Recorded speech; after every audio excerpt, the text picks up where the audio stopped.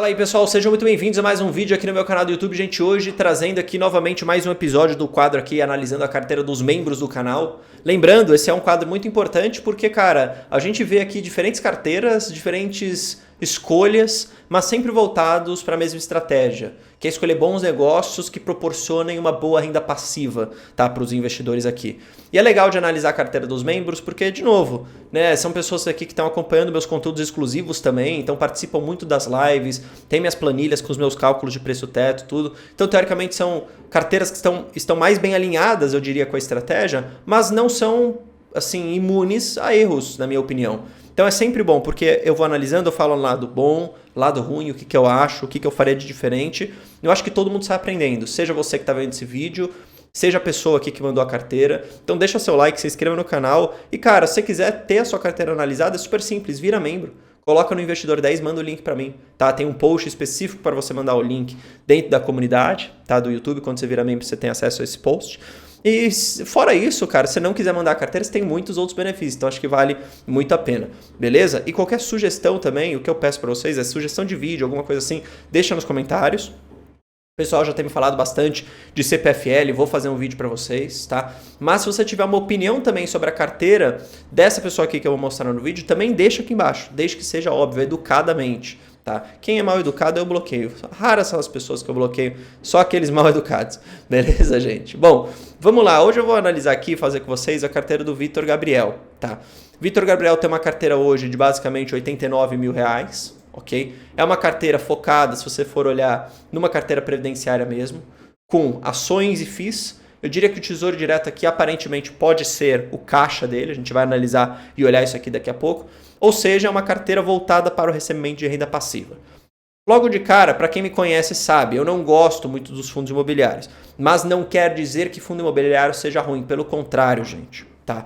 Acho que cumpre um papel bastante importante na carteira de muitas pessoas. Tem fundos imobiliários que são bem tocados, que são fundos imobiliários bons, que geram uma boa renda passiva, mas é aquilo, eu prefiro focar o meu capital, o meu esforço nas ações que conheço mais, é meu círculo de competência, eu sei analisar, eu acredito mais no negócio, do que ficar colocando meu capital em algumas outras coisas que eu não vejo tanto potencial assim. Lembra que a decisão no final do dia ele sempre é por conta do capital finito. Então eu não tenho dinheiro para tudo, então eu foco naquilo que eu mais vejo segurança, convicção e sei analisar. São casos das ações, mas não significa que você não deva ter FII na carteira, pelo amor de Deus, não saia me copiando. Se a gente for olhar a carteira aqui desde o início, tá? Ela é uma carteira que começa lá em 2023, no mês 4 de 2023, e de lá para cá já tem tido um ganho bastante interessante em termos de valor aplicado, tá? Ou seja, em termos de grana investida, o que é muito bom, mostra que de fato o Vitor aqui está no foco na sua estratégia. Agora, acho que a primeira coisa, logo quando eu abri a carteira dele, eu já vi. Para você ter uma ideia, tá? Hoje a gente tem uma carteira onde em ações ele tem 26 ativos, em fundos imobiliários ele tem 22 ativos. Em Tesouro Direto, ele tem aqui um Tesouro Selic, eu diria que é o caixa dele, e nada praticamente no pré-fixado 2031. Então aquele que tem o caixa tá certo, tá no Tesouro Selic. Só que veja isso, tá? Acho que a primeira coisa que eu coloquei aqui na minha própria análise, né, quando eu estava olhando essa carteira, pô, é muita coisa. Você percebe? São 26 ações diferentes, empresas diferentes, são 22 FIIs diferentes. Eu nem abri as ações ainda para ver, mas já conseguindo saber o quanto essa carteira tem muita coisa. Bruno, por que você sempre fala que não é bom ter tanta coisa? Não seria bom diversificar? E veja, a questão da diversificação aqui é super importante. Você precisa sim diversificar. Só que tem, na minha visão, um ponto ótimo entre a diversificação e a pulverização, e também um ponto ótimo entre o quanto dos ativos você é capaz de acompanhar. Porque lembra, o seu dinheiro está nessas empresas. O seu dinheiro está nessas empresas e nesses fundos imobiliários. Você tem que ser capaz de, pelo menos, a cada trimestre, acompanhar o que está acontecendo com essas empresas, acompanhar o resultado, rever seu cálculo de preço-teto, ver se ele está fazendo sentido. Perceba que com 26 ações, 26 ativos, na verdade, empresas, eu acho que isso é extremamente difícil. Eu, por exemplo, que faço isso daqui no meu dia a dia, os vídeos, o meu trabalho, acompanho o mercado no dia a dia, eu acho difícil já acompanhar, eu diria o que eu tenho, que são 8 empresas, imagine 26. Então tem essa questão, essa primeira ideia aqui. Segundo, tá? O seu dinheiro ele é finito. Perceba que se você tem 26 ativos, se você vai aportar, sei lá, às vezes 1.000 por mês, quiçá 10 mil por mês, não dá para você fazer um aporte gordo, entendeu? Então, às vezes, você acaba fazendo posições muito pequenas em cada uma das empresas, o dividendo que você recebe acaba não engordando a sua carteira. Então, essa é a primeira questão aqui. Detalhe, a gente nem viu as ações.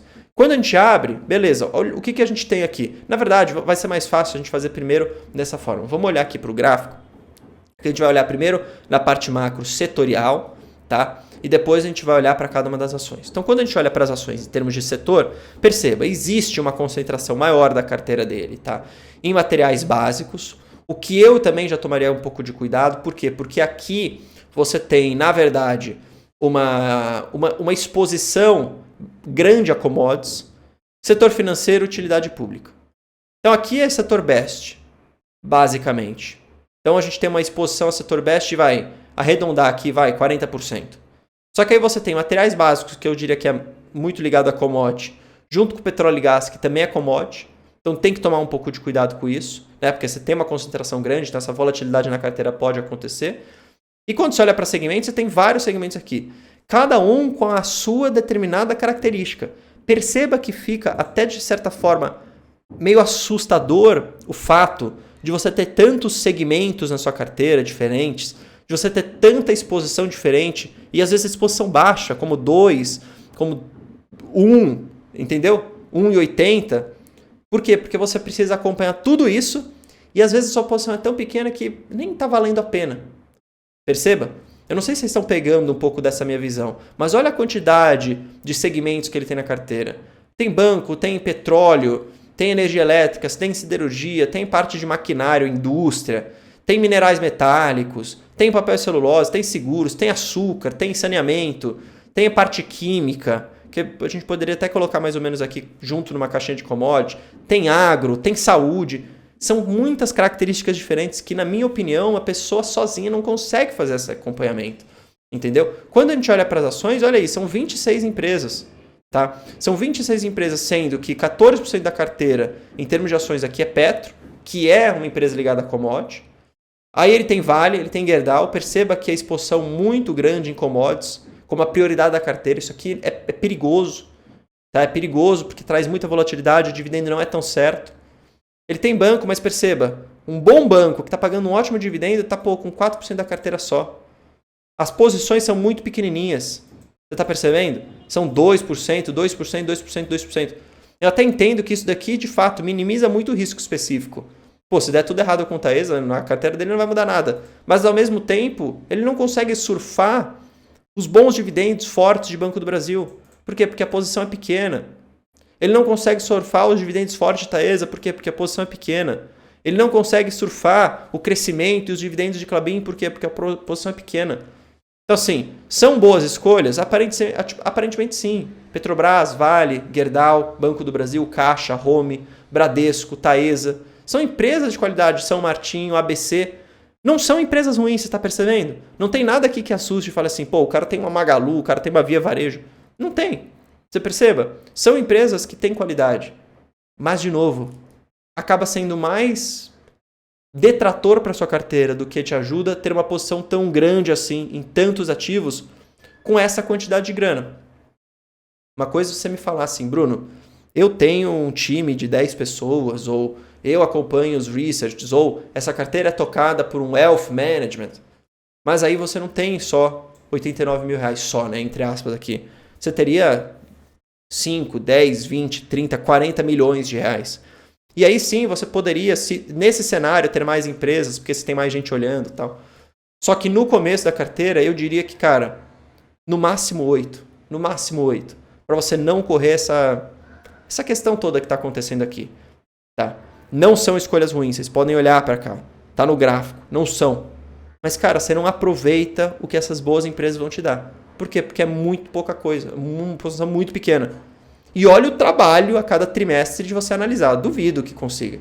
Eu não conseguiria. Beleza? Termos de FIIs aqui, tá? Só uma questão, cuidado com uma exposição também demasiada com fundos de papel. É muito importante que nesses fundos de papel você analise muito bem a carteira de crédito desses fundos. Vários fundos aí de crise acabaram dando, na verdade, um nabo para os investidores, porque era uma carteira de crédito extremamente arriscada, sem nenhum tipo de garantia. Então toma cuidado com isso, perceba se você está fazendo esse tipo de concentração demasiada em alguns fundos que são muito arriscados, high yield que chama, né? Ou seja, toma cuidado com isso, beleza? A minha única posição que eu posso falar sobre fundos imobiliários é sobre essa. Mas volta também na mesma ideia das ações. Olha quanto fundo imobiliário você tem nessa carteira, tá? Nesse cenário aqui, com tanta coisa, seria mais fácil você comprar ETF. Compra um ETF e se expõe em ETF. Por quê? Porque você praticamente tem um ETF aqui na sua carteira, tá bom? Essa é a minha visão. Ele acerta, eu diria, em termos de escolhas, tá? Porque ele tem aqui uma boa rentabilidade acumulada da carteira dele. Ele acerta em termos de escolhas previdenciárias de empresas de qualidade. Recebe um dividendo atrativo. Mas, de novo, é muita coisa na carteira, tá? É muita coisa. Não acho que seja o melhor caminho, especialmente se é uma carteira iniciante, como é o caso do Vitor aqui.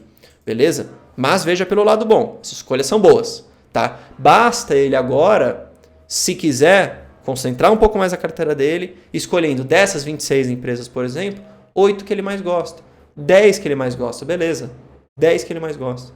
Concentra, foca nos aportes e no futuro aumenta a posição, porque de nada adianta começar uma carteira gigante com tanto ativo assim. Essa é a minha opinião, beleza?